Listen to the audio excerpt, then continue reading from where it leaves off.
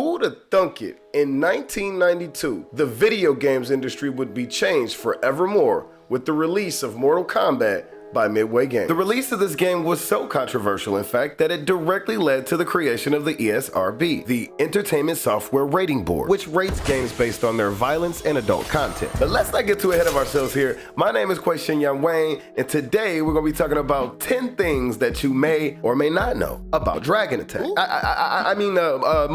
Kombat. Yeah. Well, that actually brings us to number 10. Coming up with the actual title of the game took the team about 6 months. So for over half the development of the game, they were working with no title. It seemed that every idea that they would come up with, at least one of the team members did not like. Names like Kumite, Dragon Attack, Deathblow, and Fatality are just some of the reported titles that were allegedly pitched during the creation process. But pinball and game designer Steve Ritchie and a friend of Ed Boon's came up with the name after seeing a misspelling of the word combat on a drawing board for the game. So really quick, a moment of silence for Steve Ritchie. All hail, Steve Ritchie.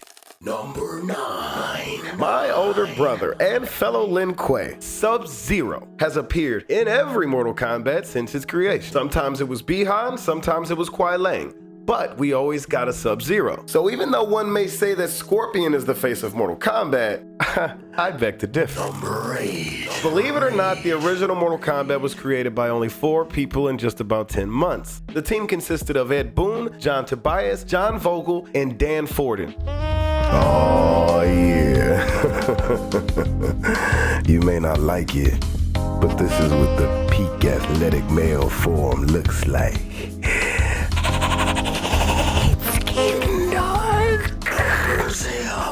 Oh, the legend of Belloc, the boss character that never was. Of course, we had the Goros and the Kentaros, and of course the Dragon King and Blaze, but we were actually due to have another boss character set to debut in Mortal Kombat Gold. This would be the boss character Belloc, which according to Ed Boon was scrapped due to time constraints. Not much is known about the character. However, we do have 6 screenshots that were leaked by Eurocom. It appears that he has somewhat of a Goro-type fighting style, but ultimately, we just don't know. Hopefully in a future title, we find that out. Number 6. Sonya Blade was actually not included in the original roster of Mortal Kombat. And while she now seems like a character that we could never do without, her entire reason for being created was to have the existence of a counterpart to the female characters in Street Fighter, as they were going to release Mortal Kombat with not a single female character. This just in, apparently there was another title being thrown around, Sausage Fest.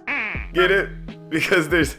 I'll let myself out. Number 5. Kano was initially portrayed as a Japanese American and not an Australian. But when Trevor Goddard played the role of Kano in the 1995 movie, we were all won over. And apparently it wasn't just us, as the creators of Mortal Kombat decided to go with that Australian persona for all subsequent entries. Hey, but real quick. I'm an Australian accent. Oh my lord, I had to fight. Pretty good, right? Number 4. Quan Chi's first appearance. The Dark Necromancer Quan Chi would seemingly first appear in Mortal Kombat mythology Sub-Zero, but in actuality his first appearance in the franchise was an animated series called Mortal Kombat Defenders of the Realm. He appeared in a 1996 episode called The Secret of Quan Chi, which was actually an entire year before his in-game debut, which technically his in-game debut was Mortal Kombat 4, which came out September 1997, and not Mortal Kombat Mythology Sub-Zero, which came out October 1997. Number 3. Liu Kang actually started out with a totally different identity. That's right. Mortal Kombat's main protagonist, Liu Kang, almost never was. Well, at least not with the name Liu Kang, at least. Earlier drafts of the hero of Mortal Kombat designed him as a Japanese warrior named Minamoto Yoshitsune. But Tobias told Electric Gaming Monthly in 1995 that the crew, quote, couldn't deal with the name. Can't say I blame him there. I mean, like, Minamoto Yoshi, like... Number 2. Kung Lao's iconic hat trick. Does that seem familiar? Well, if it does, then congratulations, you're a 007 fan like myself. The move is very reminiscent of the move done by Oddjob in the James Bond movie Goldfinger. The move is actually a deliberate inspiration, according to co-creator John Tobias. And personally, I just don't know where Kung Lao would be without it. You know?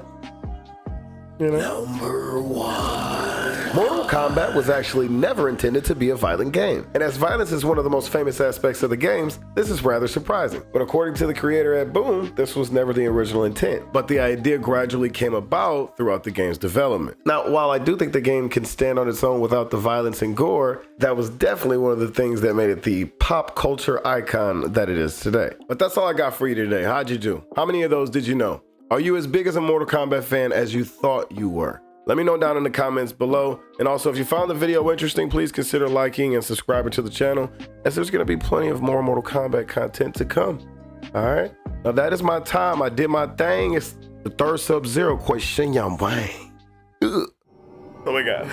I don't know what to tell them. They watched to the end. I didn't think they were going to make it this far. I don't know what to do. I'm scared.